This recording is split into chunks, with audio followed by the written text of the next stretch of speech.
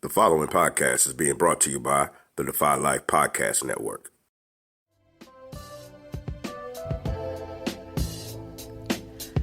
Welcome to Aftergate, powered by the Defy Life Network. Are y'all ready? Aftergate is a podcast series highlighting Colgate alumni of color in their professional endeavors aftergate. Are y'all ready? Aftergate is hosted by Alvin Glimpf, aka Al, and Herman Dubois, aka Jerry. Are y'all ready?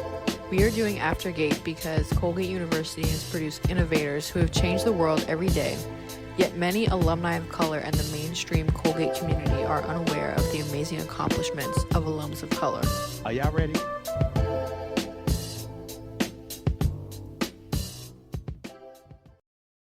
Welcome, welcome, welcome. It is awesome to be back. This is Aftergate. I feel like it's been a minute since I did this little intro, right? But it is always awesome to be here. We always have amazing conversations. So it is just a boost to my energy every day that I do Aftergate. So for those who don't know, because it has been a minute, let me refresh your memory. Aftergate is a podcast where we try our best to have amazing conversations with some of the best alumni that Colgate University has ever produced. Alumni of color that's out there doing some amazing things. We have conversations from when they were on campus, even before they were on campus, and then look into what they have been doing since they graduated. So, looking forward to this conversation. But before we get there, as always, I have to introduce my brother from an amazing mother and another mother, Mr. Herman Dubois. What up? How you doing, homeboy? It's Feels been good. like It's been I a minute. feel It's been a like last minute. time we spoke, it was like in November. I think the last time we spoke via Aftergate wise. Aftergate, yes, Right. It's yes, been a yes, for second, sure. It's right? So I, and it's been a busy time. It's been a busy season. right. We've had some birthdays. We've had Thanksgiving. Right. Oh, happy We've belated birthday. I appreciate that. Appreciate Happy that. That's all belated good. birthday. It's all Right, good right, for me. right, right, right. Yeah, For, you for, know, for the listeners. another 365 days to grow and learn, about Facts. oneself. And so Facts. and then Thanksgiving and Christmas is upon us, and Right. Art Basel was going on, which that's like the Olympics of art for folks Right. in the creative world. There were some incredible experiences and opportunities that came that way. So yeah, man, it's been a minute, but it's been a minute because we've been busy hustling, grinding, doing what we do to make things happen. So not stagnant, not flat, but progressive and constantly evolving as we transition into 2022. Yes. And on my end, along with that, been dealing with some family health stuff Hmm. as we've had people in my family that have had challenges that we are now in the space of recovery. And Amen. so I am in a space of gratefulness. I am just thankful that we're in the recovery phase and things are looking awesome. I'm grateful that I have the opportunity to have these passion projects. Shout out to Kendra Yeah, for yeah. that word. Uh, For plugging you with the Passion right, Project. right, for throwing that phrase at us with the passion projects. Kendra Brim out of Buffalo. Um, yeah, just thankful to be here and have the opportunity to keep um, creating this bridge with our alumni so that people can learn. And that's to me is just continue as we get emails, as we get texts, as we get feedback from some of our listeners that they are continually impressed by not just this show, but really the content and the stories that we are Hmm. sharing. I Hmm. think that is definitely why we do this. Without getting it, without trying to get church on folk, I think it lends to the testament that people's stories are more like the testimonials. And this platform is more like a ministry Mm, because what we've experienced is people sharing, although jokingly I've referenced it as post Colgate stress disorder. The reality is that we're not going to talk about reparations and civil action suits, but the point being is that people have had some experiences worth sharing, and the yes. beauty of this has been how parallel our experiences and our stories are, despite being separated by decades, Mm-hmm. despite being separated by cultural experiences, besides being separated by financial class experiences. There's been this fabric that weaves these generations of students of color at Colgate together in a way that if this was a quilt, Mm.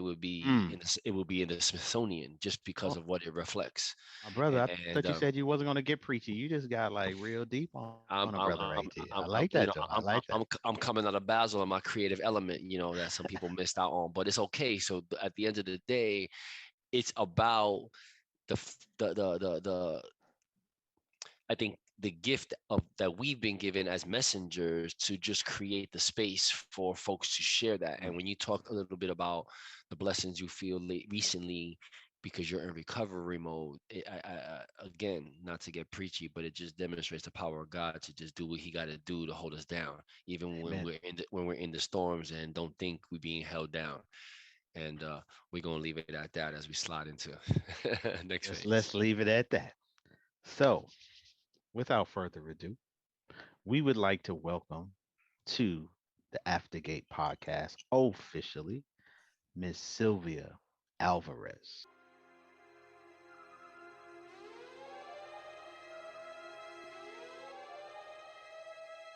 Yeah, yeah, yeah, yeah, yeah, yeah, yeah. We waited a long time to get this sister on. Thank Long time. you. Thank you so much for having me. I'm super excited to be here. Well, we are excited to have you here. Just our honor, and just looking forward to learning more about your story, your time at Colgate, and then even before Colgate. So looking forward to having this conversation here. Um, Cool. to- And of course, who you are now and what you're doing. So we're gonna of get to course, all that. So be ready to, be a little, braggadocious and plug and plug and please. plug. I No, feel like I'm going to with be more vulnerable than anything else, you know? Oh, it could be a little bit that. We'll take that too. We'll take the vulnerability. Yeah, I you like know that. I why? like Because, that. as a communications professional, you're always the one pushing everybody else out to the front, right? So Exactly. like when someone says, I want to talk about you, you're like, Mm-hmm. whoa, Mm-hmm. whoa. Yeah, so yeah, yeah. Absolutely. today we want to talk about you. Yes, ma'am. Exactly. So, class of 96. Yes. Okay. Mhm. So, class of 96 means you graduated high school, class of 92. 92. Ooh. Okay. Mm. Where are you from originally? Okay, so I was born in El Salvador. I Okay. came here when I was 6 years old. I Okay. turned 7 I came in September. I turned 7 in October. And I grew up in Long Island. What part of Long Island? I grew up in Port Washington, Okay. Long Island. That's And then pretty out there. yeah, no, it's No? closer to the city. Okay. But my family now lives in Bayshore, which is further out there. Gotcha. Gotcha. Gotcha. So, Okay. as we reflect back into that time, 92, early 90s, give us a sense of what's going on in your world. Give us a sense of what's going on in the world. Give us a sense of how you even learned about Colgate. Kind of set that context before we get into your life on campus. So Colgate was a fluke for me, right? So Colgate, so you go to guidance counselor, and I'm like, okay, I want to go to college. Like, what can I do? And so my guidance counselor was like, okay, and I wasn't a good test taker, right? Like, I didn't like these like tests. I was like, I can't do these things. I was super smart, but I didn't like these tests, right? So I get these Are, tests, and are I'm you referring to the SAT? yes, I'm referring to those. And I was like, yeah, I don't like That these. test? Yeah. I That just want to make test. sure we're talking, we're referring to the same test. Yes, I was like, I don't like these, but whatever. I gotta take them. I took them. They were like, okay, Sylvia, you're like a safe school girl. So like, let's apply to like, New York State schools. And I was like, sure, dude, I'm gonna go to SUNY. state schools. But I was like, you know what? I'm gonna go to these college fairs. And in one of the college fairs, I picked up an application for Colgate. And I was like, I'm gonna apply to Colgate. I applied to NYU. I applied to Colgate. I was like, I'm applying to all these other schools that they tell me that I cannot go to because I'm Silvia Alvarez. I'm going to apply to all these schools, right? I got into NYU. I got into Colgate, because I'm Silvia Alvarez. I'm going to do this, Y'all don't know. And I got into all my safe schools, and I told my counselor, I was like, listen, I got into Colgate and I got this amazing scholarship opportunity. I'm like, I'm going to Colgate. Peace, sucker. All right. Well, look at what you know. Yeah. It was like, and you know what? And I went back, like years later, I went back to my high school to be like, I got into Colgate. Like, I just want you to know, I got into Colgate. You were like, you need to go to like state schools. And I was like, oh, no. I got into Colgate. I want you to know that. Which high school did you go to? I went to Bayshore High School. Bayshore. And what were the demographics like at Bayshore High School for our audience? Predominantly white, Okay. predominantly white, but it's white and black. Was it a working class white or was it like an affluent white? It was an affluent white. Okay, That matters. Like black, not so much. And that's been my life. Like, that's the story of my life, right? There's not very many Hispanics in my life. It's like black or white. And so that's sort of what my high school was like. Was your community where you lived like that as well? Like the demographics paralleled what was happening in the school? So when I was a really young person, like when I came to this country at 6 or 7, when I turned 7, it was predominantly white. Like my mom was, and I have to speak about my mom because my mom was one of the most important parts of my life, but my mom was a cleaning lady for the rich people in Port Washington, Word. and so so it was very much white for me, until I went to Bayshore. And then in Bayshore, I experienced a little bit of diversity, right? Black, Hispanic, but very little Hispanic, more Black. Mm-hmm. So a lot of people always question, like, why I have this affinity to the Black culture. It's because it was always part of my life. It was very integrated into my life. So when you think about high school, is there anything that stands out in terms of what's going on in the city, what's going on in the world? Is there anything that kind of sticks out in terms of what's happening in the world at that time? At that time, I mean, when I went to Port Washington, it was really about, and I just spoke about this, I mentioned to you guys earlier before we got on camera, was that what I just spoke to Maria Hinojosa, who just wrote a book about the immigrant experience. Mm-hmm. It's a memoir about her life, but she talks about the immigrant experience. And what I can tell you about that time period was that was the time period where a lot of the same stuff is happening now. There were these raids against immigrants, right?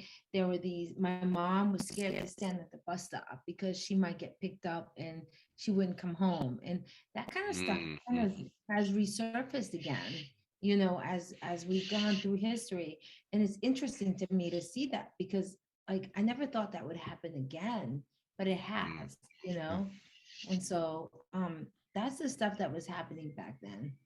Okay. So let's as a question, but as an immigrant, I'm sorry, go ahead. No, go. I was just curious because you were still very much in your immigrant experience, even you figure at what 18, 92, you're now having this opportunity to explore college and higher education, but you're still very much having that immigrant experience in your community. I'm just curious because you talked about how you see some of the parallels now. What was happening with immigration policy then? Was it as strict as it is now? Was it more lenient? Were you having immigrant policy challenges that, I mean, in comparison to now, it seems like it's crazy, but just curious as to put it in context with your journey through Colgate. It's funny because I feel like many things haven't changed, and many things have, right? Like right now, Colgate is doing all these new things where they're like, if you're below a certain level, you go to you can have your education paid for. That would have been so dope. Right. That was not my experience, right? Like my mom was a cleaning lady. My mom cleaned the houses of the rich to put me through school. And my mom passed away in my freshman year. My mom was on, and this is why Colgate has been so special to me because my mom was on her way to work and she was hit by a car.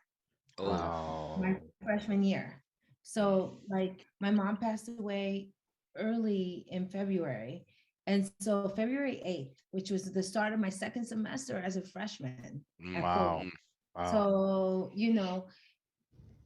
Colgate was very good to me. Mm. Colgate was amazingly good to me. They make sure that I got back home. They make sure that my people were there to make sure that I got back home. So for me, Colgate is a very special place because they make sure that I was there for the things that were very important to me. Awesome. Thank you for sharing that. Yeah. Um, Sorry to hear about your mom's. I mean, I know it's been a while, but there's no such thing as a while when it comes to losing a parent. Mhm. I trust me, I get you on that. And in context of where she was at when it happened and how this brings that forward. So it's funny because the last time that I saw my mother was in the same spot that she was killed, in the same spot that she was hit by a Hmm. car. It was the same place that I sat, the same place that I last said goodbye to her and I hugged her and Mm. I went off on my way, right? And that was that same spot that she was killed. Mhm. And and so it's crazy to me because then I went off to school and so Colgate has a very intertwined place to me when it comes to my mother's history and Hmm. my history, for that. Yeah. So first, let's go get to when you get on campus, just freshman year. What's that transition like coming on campus, coming from the high school you went to, the community you came from? What's that initial transition like? So okay, so it was like, okay, I have all these safe schools, I have all these She New got York ego, bro. State She got schools. ego. And then I was like, okay, and then I have this like private school Colgate who wants to like give me a scholarship to go to school there, and it's all cool and everything. And I was like, Mom, I'm going there because this like seems like the right thing. And so um it was interesting, it was my first time away from home. I think I Mm. wanted to be away from home. I wanted to be as far away from home. And it was different, it was cool. I met a lot of like some of my best friends are still the people that I met, during that it was that program that we had when we were at Colgate. The OUS summer? OUS, right? So, and some that weren't from OUS, because like my best friend Veronica Sue was not part of the OUS program, but I met her freshman weekend. But Amanda Semity, Wendy Perdomo, those girls were part of the OUS program. So it was like I got dumped into this space to like do this preliminary work to be able to go to college, and even though I still kind of feel a certain way about that, like why did we have to do this preliminary work to go to college? But whatever, we did this preliminary work to go to school, and it was fine. It was those have been some of the best friends that I've had throughout my life. So in a way, I'm thankful for that. Mhm. But I think you are the third person from the class of 96, Mhm. because we have got Wendy Perdomo on. We've had Jackie Colon Hernandez. So, Yeah. Mhm. yeah, this He- 96 Heavy, crew. heavy hitters, heavy hitters, Okay. heavy hitters, heavy Yeah. hitters. Um, Oh, Go. no, so I'm curious. You talk a little bit about the relationships and the friendships, all in context to just everything that was going on in your life, from personal to just the adjustment as a Latina coming out of a school that still had a lot of white students, but not sure the parallels with Colgate community. When you look at your 4-year tenure there, if you had to classify and create a bucket of your own accomplishments, whether they were personal, like I overcame the sense of who the hell my identity was, to academic, to whatever you consider your victories over the 4 years at Colgate, what would those be like for you? My political chops. I got my political chops at Colgate. Political chops. Talk about that, Mm, please. Yes, I like that. I'm gonna use that, political chops. I went on to become, a political operative. That's what I've been for, as much as I don't want to say that, that's what I've been for a few years. I worked for Michael Bloomberg, I worked for Cory mm, Booker, mm. and the crazy part of that is like I influence politics at the local level and at the congressional level without being a citizen of the United States. And so that's a part that a lot of people don't know, right? I was not a citizen while I was working for Mike Bloomberg. I was not a citizen while I worked from Cory Booker. Until the second year, they were like, dude, Love it. I love it. in Congress, you need to be like a citizen. You need to figure this out. And so that pushed me to become a US citizen. But yeah, I think my political chops I got at Colgate. What'd you major? Politics and literature. Okay. All Mm. right. Okay. Okay. And I never thought, I didn't know what I was doing with a political major. I knew what I wanted to do with I had a Spanish literature major. And I was like, oh, I could be a teacher. I could be a teacher. I could be a professor. I could be a teacher. I knew what I wanted to do with that, but I didn't know what I was going to do with the political chops. But the political stuff was the stuff that I really loved, the stuff that I really wanted to do. And so somehow I managed to find where my niche was in that. That's awesome. Any extracurricular activities? Like when you think about your life on campus, what was that like? What else? What did you get into? What'd you do? Yeah, I played lacrosse. So Oh, okay. played Student lacrosse. athlete. Yeah, I got hurt my first year, but yes, I played lacrosse. As an adult now, as Silvia, now I'm a runner. I just ran the Chicago Marathon a few months ago. Okay. Wait, So can we get a timeout? Can we go back when you said as Sylvia? So now as an adult, I'm curious, what was this when you were at Colgate if it wasn't Sylvia? I was always Sylvia, but That's what I'm it was saying. like I the want to know younger something. Tell me Yeah. something I don't know. Grown Sylvia. Okay, Grown Sylvia. okay. The younger Just Sylvia clarification. was like the younger Sylvia was this lacrosse maniac. I played point defense, and that's who I was. I would not want to see you with a stick. I would not want to see I you would whacking with a I would stick. kill you with my stick. I know. I already know. I'm tough. Stop. I am Stop. Did you tough. play lacrosse in high school? Huh? Did you play in high school? I did. I played point defense in high school. I actually am part of the original crew that started the lacrosse team in Bayshore, Long Island.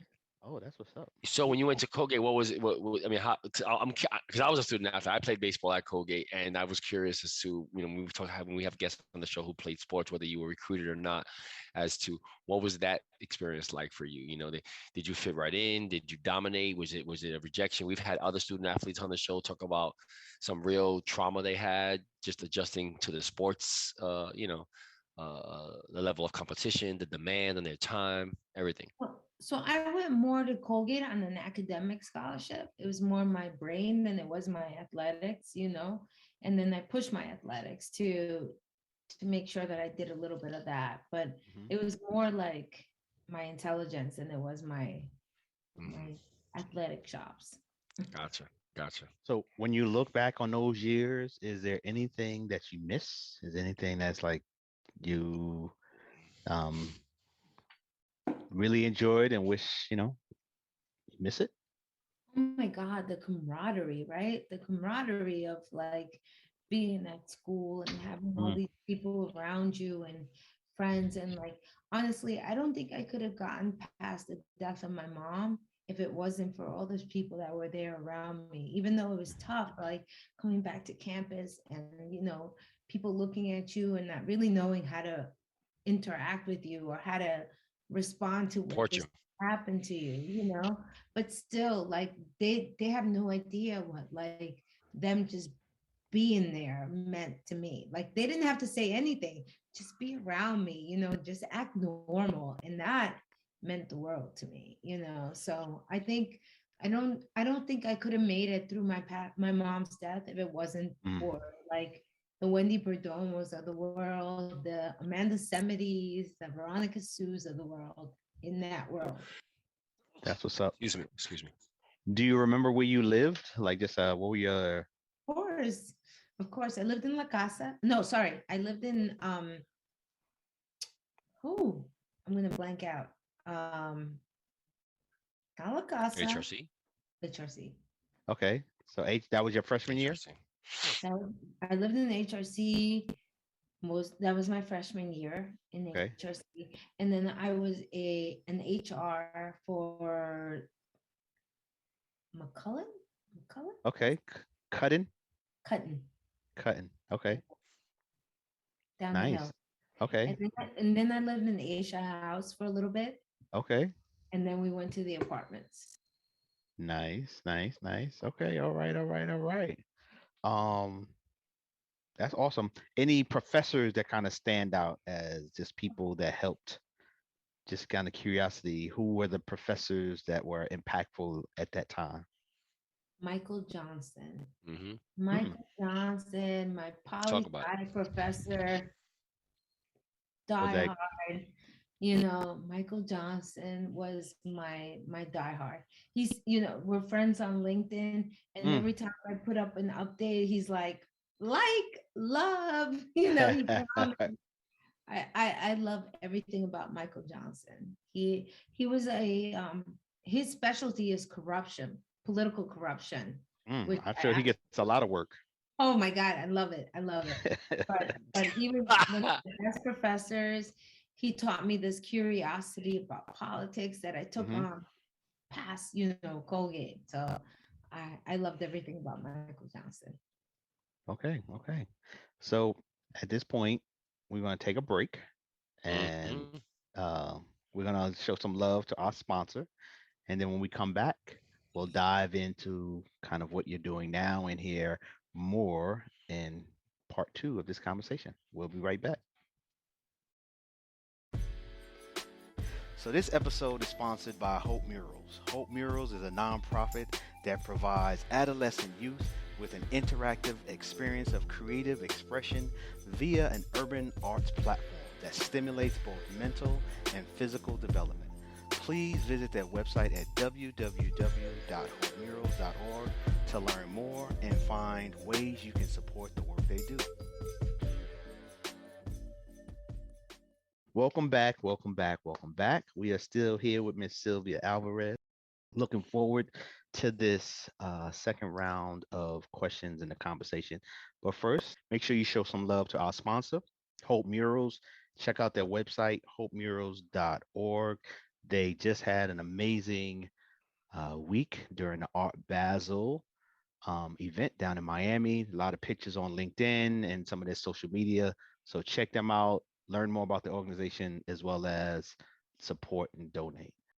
Also, show some love to our network, the Defy Life Network. We have additional podcasts on that site. There's merchandise on that site. There's written content on that site. So make sure you go to godefylife.com to show some love. And we sure do appreciate you. Now, that being said, now that we done paid some bills, would like to dive in and ask a current event question of Miss Alvarez. So, because of your role with the union, I would love to hear as much as you can share, because we are in the process of negotiating. I'm a Yankee fan, a Dodger fan, so just showing my loyalties as we speak. But I'm definitely a big baseball fan. So as much as you can share, would love to hear some of your takeaways from your time in Dallas. And then if anything you can share in regards to where we are in the current lockout. I understand it's a touchy subject. So, you know, Yeah, as much as you can share. no, definitely. We were in Dallas last week. We hold executive board meetings out in Dallas, and MLB was down there, and we were down there, and we were very willing and open to have conversations in terms of negotiations. And um, unfortunately, we came out of that with a lockout. Hmm. The players, something that hasn't happened since 1994, Hmm. um, Mm-hmm. um, which is sad that was a management decision to do on MLB's part.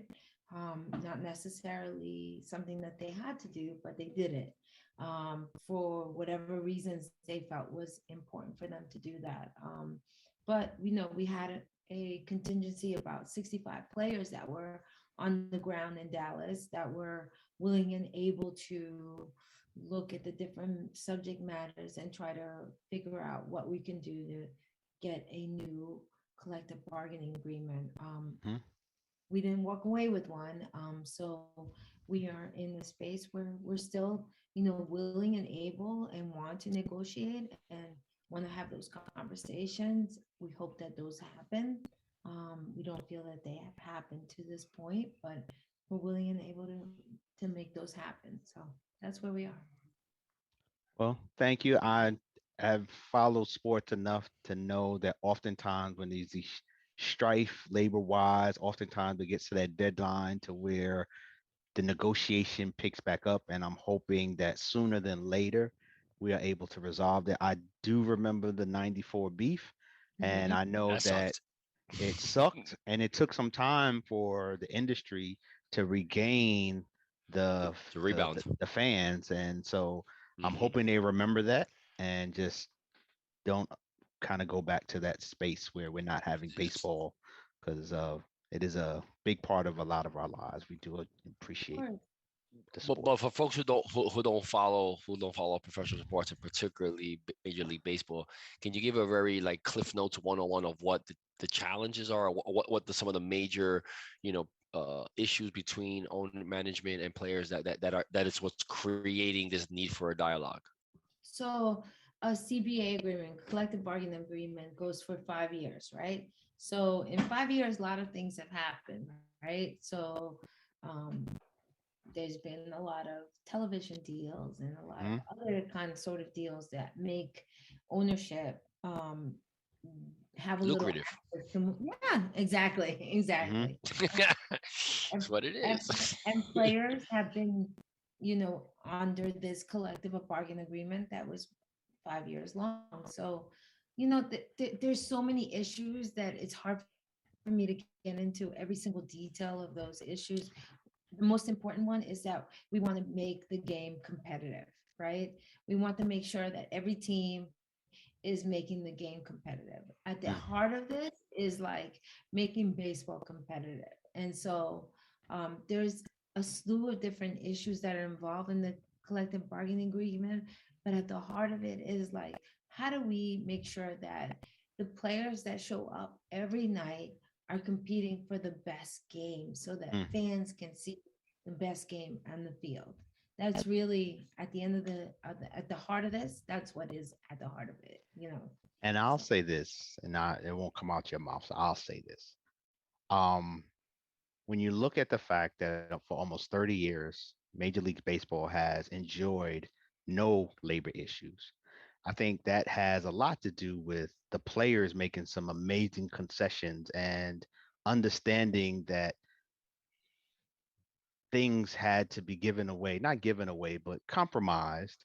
And when I follow it, I feel like there's been the compromising has happened more on the players' side as opposed to the owner side.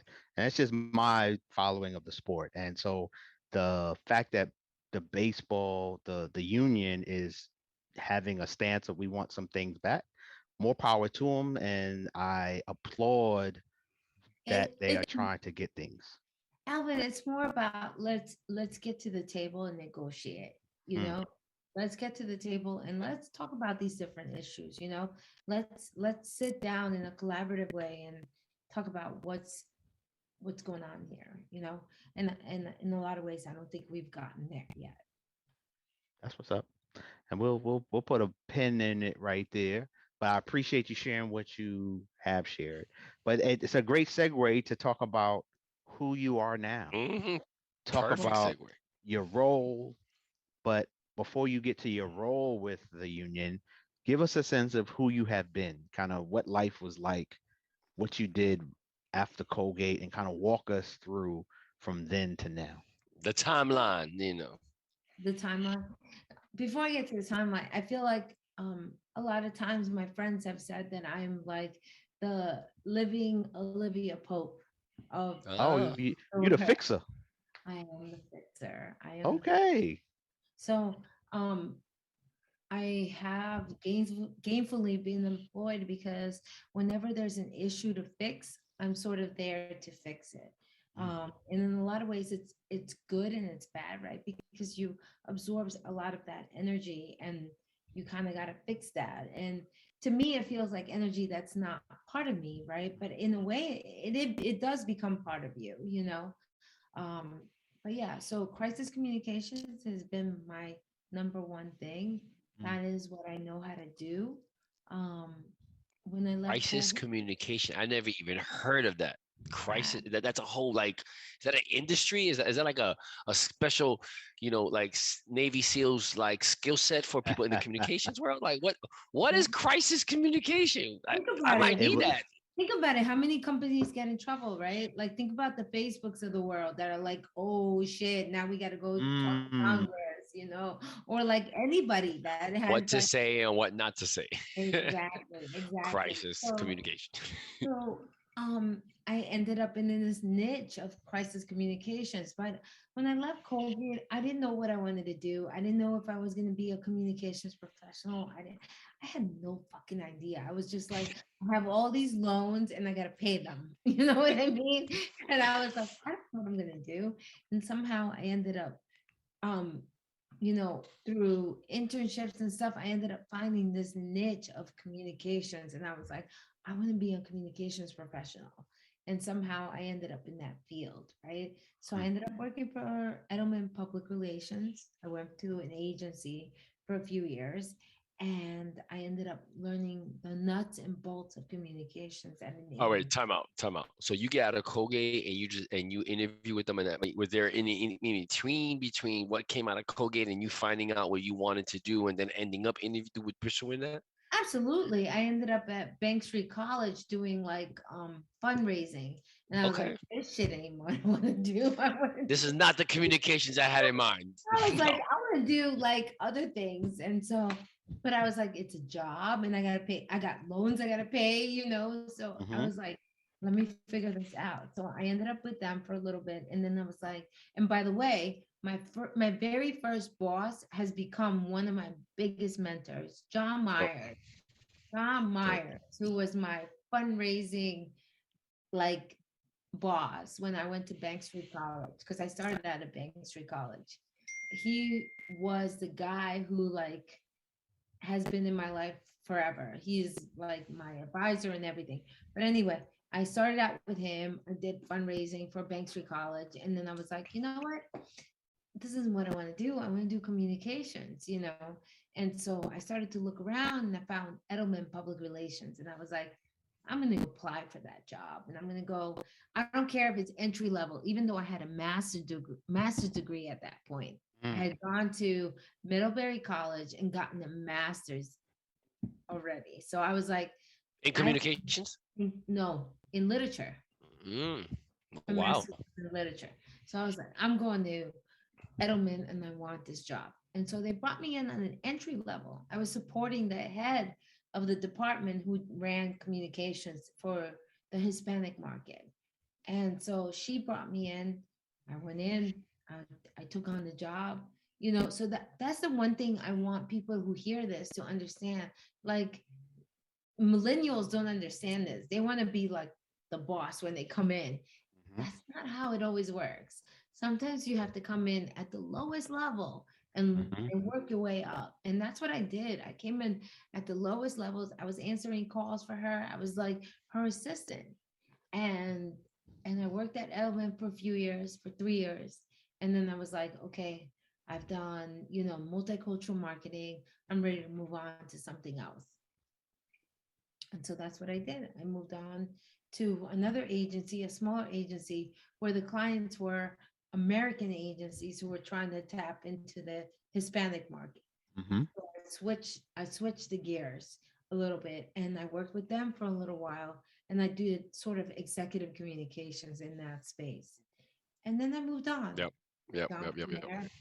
From there, I went into more of a space of I went into politics, I went into How government did that happen? affairs. Because that's not like everybody just don't make that jump. Like, come on, you act that you make it sound like, yeah, I was at the mall and I saw a sale and I just went and I got I was that. like, I want that. I want that. Right? And- No, you just don't jump into political communications that way. Nah, I know that. Come on, spill the goods. Okay, I spilled the goods. I went from this agency that brought me back into like corporate communications, and I jumped from them to the American Cancer Society. At Okay. the Oh, wow. American Cancer Society, what I did was I did sort of the manipulation of the New York City smoking ban, which is probably my biggest accomplishment, right? The New York City smoking ban. I worked with the communications team to support the lobbying team to make that a reality, right? Wow. Wow. Yep. So That's major. I work with Jimmy. I remember that band. You pissed off a lot of people. My Oh, brother's yeah. still mad at you right now. We're gonna tell him we found her. Tell him we found her. He been looking for you on the street right now. If I ever find that person who was behind this band, I'm telling you. No, go ahead. I'm that person. So I had Jimmy Rodriguez dropping his cigarette. I was like, Jimmy, we can't do a campaign about, non-smoking with you smoking, we need you to stop, So yeah, so I worked on this campaign with the American Cancer Society, Mhm. and we created this sort of big campaign to pretty cultivate like restaurant owners to support this smoke-free happy hour sort of thing. And Jimmy Rodriguez was one of them. And Mike Bloomberg, Jimmy Rodriguez in the photo op, you know what I mean? We created this sort of monster, and the monster worked, and then it became about workers' health, right? Like I don't have a choice. If I have to work at Jimmy Rodriguez restaurant and people are smoking and I don't really care for the smoke, I still have to work there, So it became a workers' issue. As you can see, it develops into something bigger. And essentially it became something that became adopted. So to me, that is still my biggest accomplishment. Making sure that New York City was smoke-free, by That's far, huge. things that That's I've ever dope. Applause. Very good. That's dope. done. Yeah. Right. You You save save lives. lives through your communications. Yeah. Yeah. So how did you get to the union? How to get to the union? So, oh my God. So I want to say, like, I want, the beauty of my career has been my ability to take up different industries and do what I do best in different industries, right? So we talked about the smoke-free New York City. I went to Mike Bloomberg. I worked for Mike Bloomberg for a few years. I left Mike Bloomberg and went to MLB. I worked for Major League Baseball for a while. Oh wow. As Dope. their director of multicultural and charitable communications. So I worked Never sent the memo to let a brother know, but it's okay. whatever. I worked on the diversity issues from MLB for a while. So that was part of what I did. And then I left MLB and I went back to Mike Bloomberg and I worked on his third term communications for a little bit. I left him and I went to his private company. I went to Bloomberg LP and I worked on analytics, sports analytics for a little bit. And I left sports analytics and I went to crisis communications at Burson Marsteller. Crisis. Yeah, Burson Marsteller. I worked on what they call public affairs. And when I found out that Cory Booker was running for a spot in the Senate, I went to Cory Booker. So I worked for Cory for a little bit. And then I left Cory and I went back to New York City politics for a little bit. And then out of the blue, I got this opportunity to go work in Memphis, Tennessee, and work in banking. They wanted a senior director of communications to work in banking. So I had this amazing opportunity to work for an African-American woman who recruited me to come to Memphis. And I did. Went to Memphis for That is ballsy. Memphis. Good for mental you, girl. capacity. Good for you. So, that was like the one missing piece in my career. I was like, I've done everything. I've done, crisis communications. I've done government. I've done, private. I've done sports. I've done everything. I'm like, but I don't have like out of New York experience. So I'm like, I'm Mhm. going to Memphis, Tennessee. I'm going to try this opportunity. I'm in. I'm in. And so this woman, Candace Steele Lepping, recruited me down to Memphis, Tennessee to be the senior director of communications for Mm. First Horizon Bank, which is one of the largest bank in the South. And I got the opportunity to work there for a while. And that opportunity included working on a merger, Mm. an acquisition, and a rebranding of the bank. Wow. You just get more impressive with, you talking about So everything you've done. now, I'm like now props. connect Tired. I'm connect tired. that dot connect that dot to the union. How did you get from there to the union? Tired. Okay, so I was in Memphis, right? I Uh-huh. was Uh-huh. working on this. I was working on the merger, and I get this LinkedIn message, right, from somebody, Damn. and I'm like, interesting. Let's see what is this. And it was the director of communications from MOPPA, and he says, "Hey, so you have an interesting background. LinkedIn says we should be connected." And I was like, "Yeah, let's connect." And he says, "I'm looking to add some people into my staff." He says, "You have a really interesting background. Do you like baseball?" I was like, "Oh, this dude hasn't scrolled down my profile to see that I worked at baseball at one point, right?" Keep reading. Keep see. Reading, I'm like, scroll, scroll, scroll, scroll, scroll. And so we have this like interesting conversation about my time at MOB. And so I'm a unicorn at the union.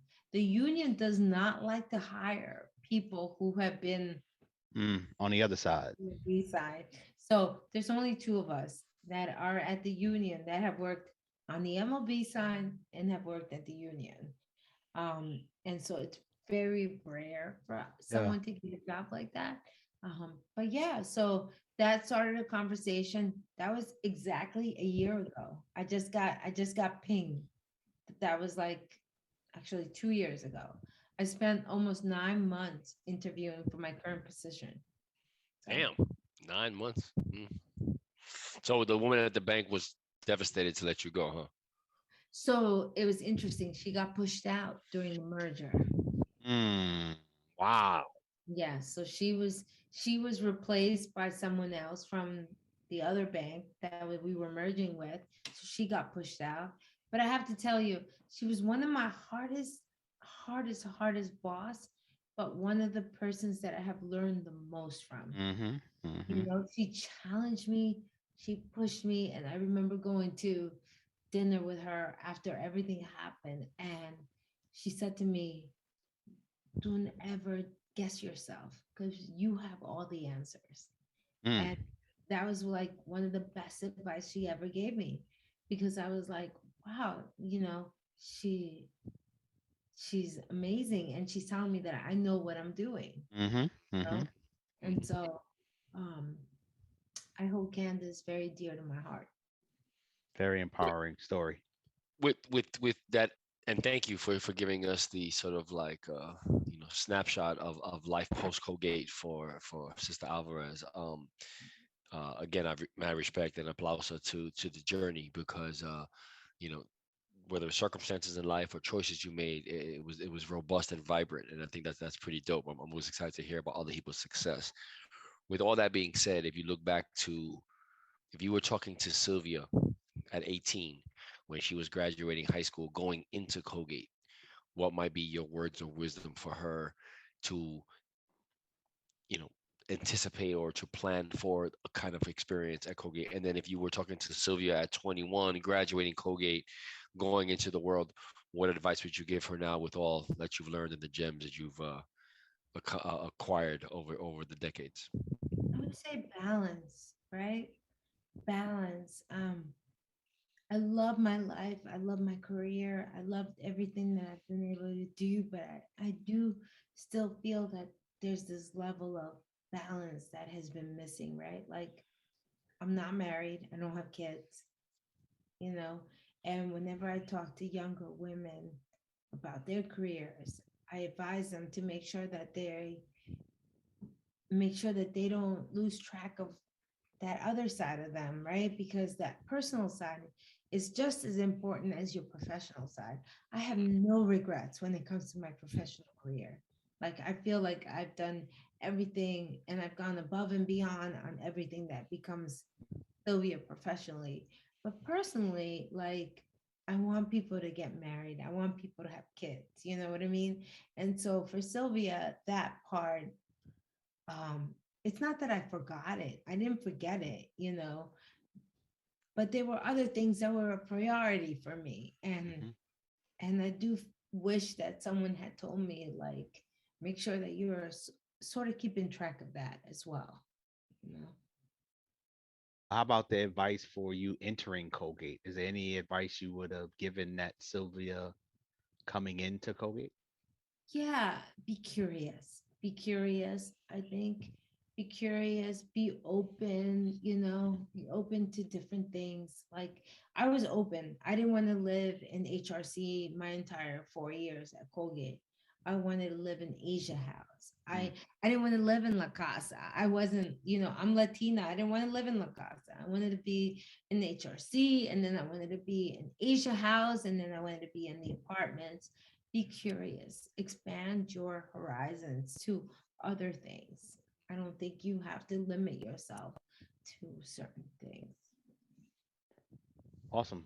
Awesome, awesome, awesome, awesome. So now's our chance. I mean, part of what we're doing here with Aftergate is we want not only just to share stories, but we want to give our guests an opportunity to promote, share, allow our listeners to support them in any way, shape, or form, whatever you'd like to promote.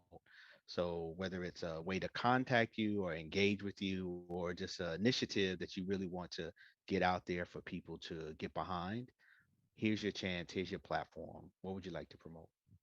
I would say my current work, right, at Peloteros, which is my Latino account on MLBPA.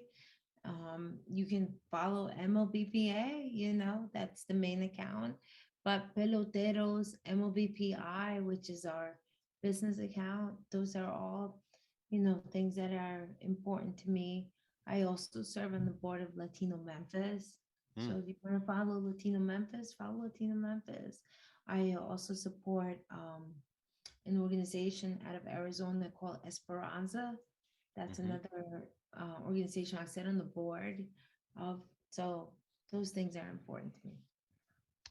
And if anybody ever wants any World Series tickets, make sure you They should go on Tickets.com. Tickets.com. tickets.com, StubHub. your tickets.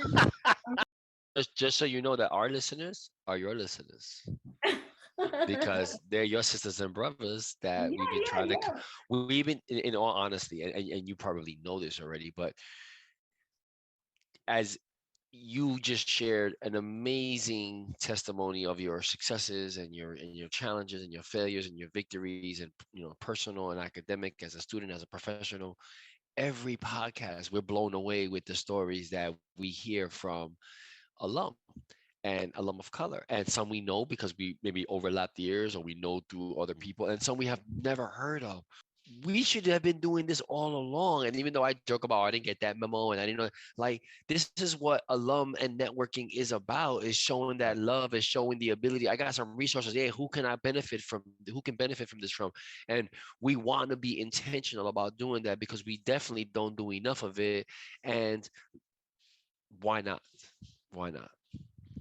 Of course. So we'll be looking for you at the reunion in June. Is that what we're having a reunion? We're having a Yeah. Colgate gathering in June, first Yeah. week, second week in June. When was the So last time you've been up to Colgate? God, it has to be. As I thought. So we'll see you in June. So that's what's up. He Thank you was the for your bomb. time. Thank you for sharing. This has been an awesome show. He So was thank the you. bomb. Alvin, But thank you so much, your man. Thank you so much. thank This you. has been amazing. Thank you. I appreciate it. Appreciate you. This officially wraps up this episode of Aftergate. Make sure you check us out on all of your favorite streaming platforms, from Apple Pods to Spotify to Spreaker and all of the others. Shout out to all of our past guests. Make sure you check out our future guests and just appreciate our listeners and all the support you give us. On that note, peace, family. Yes, sir. Shh. You hear that? Listen closer. That, my friend, is the deafening sound of focus. It drowns out all the useless noise that can clutter the moment. Naysayers don't exist. Haters? Smaters? The peanut gallery?